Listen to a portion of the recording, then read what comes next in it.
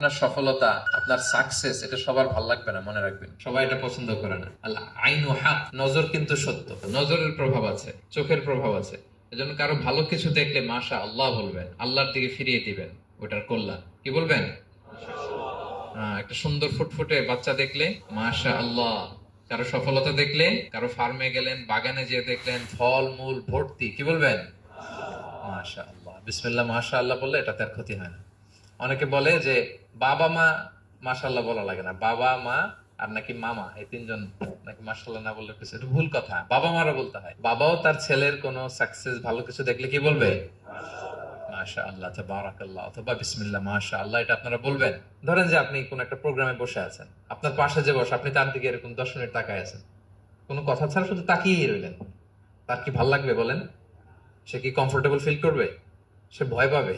সে ভয় পাবে, অস্বস্তি ফিল। আপনি কিছুই করেন নাই, না তাকে টাচ করেছেন, না ধরেছেন, ছুঁয়েছেন, কিন্তু শুধু তাকিয়ে আছেন। দেখেন নজরের কি প্রভাব। আল্লাহ আইনু হক, নজর সত্যি। এজন্য কারো সাকসেস দেখলে আমরা সবসময় যেন মাশাআল্লাহ বলি। মাশাআল্লাহ ঠোঁটের সাথে মিলিয়ে রাখবেন। ভালো দেখলে কি বলবেন? মাশাআল্লাহ, মাশাআল্লাহ, বিসমিল্লাহ মাশাআল্লাহ, মাশাআল্লাহ, তাবারাকাল্লাহ, এটা বলবেন।